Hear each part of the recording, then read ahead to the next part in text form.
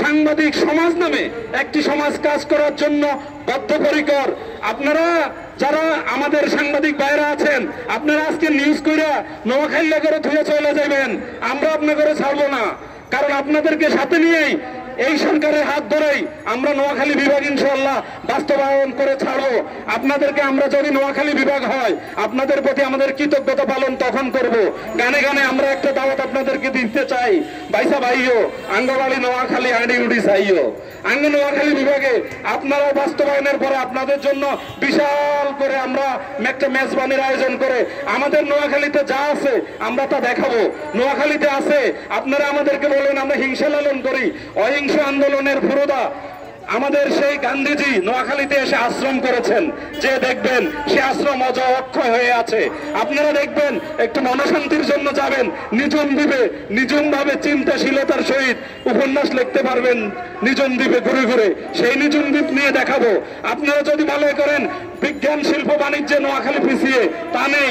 নোয়াখালী বিজ্ঞান ও প্রযুক্তির সেই সুবর্ণচরের ক্যাম্পাসে গিয়ে দেখবেন নোয়াখালীর মানুষের অতিথিয়তা আর জন্ম।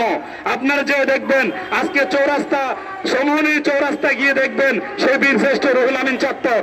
আমাদের এই প্রাণের নোয়াখালী, যেই নোয়াখালীর মানুষ জাতিসংঘে যাইও নোয়াখালী চালাই দেয়, আর এই নোয়াখালী ভাষাভাষীর বিভাগ হবে না, তা কেমনে হয়? এই সব কিছু দেখে আপনারা দেখবেন সেখানে একটা বাংলাদেশের নোয়াখালীর শেষ সীমানার পরে সমুদ্র, সেখানেও ক্যান্টনমেন্ট নোয়াখালীর সৌজন্য হয়েছে, একটি মিনি ক্যান্টনমেন্ট। সেই মিনি ক্যান্টনমেন্ট আমাদের স্বর্ণদ্বীপে। আপনারা জানেন আমাদের উপর একটা গজব গত সরকার চাপিয়ে দিয়েছে। সেই গজব কি? আমরা মানবতার কারণে নিশ্চুপ ছিলাম, কিন্তু আমরা নিশ্চুপ থাকতে পারি না।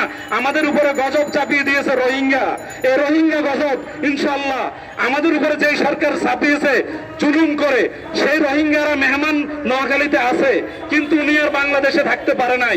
আমাদের এই নোয়াখালী বিভাগের দাবিটা পালন করে নাই, উপরন্তু আমাদের উপরে রোহিঙ্গা নামক বোঝা চাপিয়েছে। ইনশাআল্লাহ এই সরকার এই রিফিউজি ক্যাম্প ইনশাআল্লাহ উঠিয়ে নোয়াখালীর জাতিসত্তাকে রক্ষা করবে, এটা আমরা মনে করছি।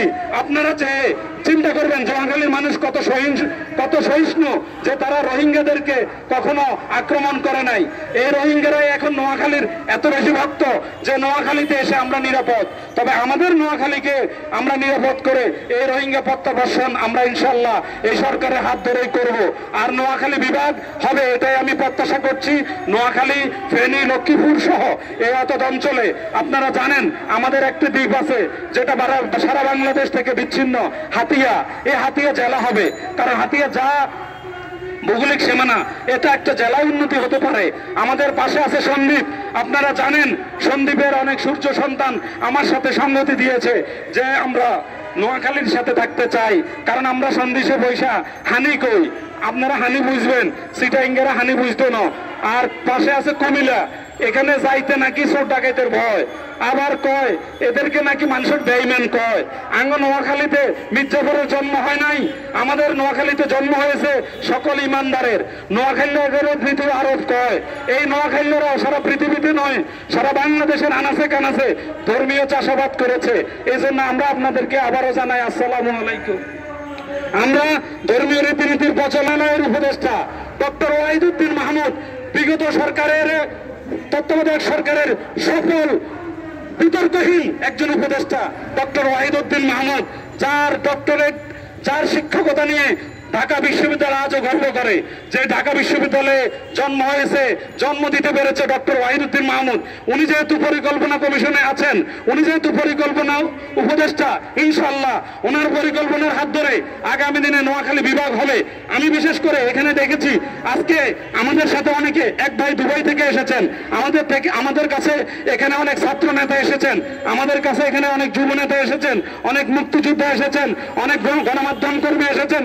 বিশেষ করে আমার গণমাধ্যম কর্মী ভাইদেরকে আমি একজন গণমাধ্যমের ক্ষুদ্র কর্মী হিসেবে আপনাদেরকে ধন্যবাদ জানাই যে আপনারা নোয়াখালীর ব্যাপারে যে কত সরব, আমাদের থেকে আপনাদের উপস্থিতির যেই যথাসময়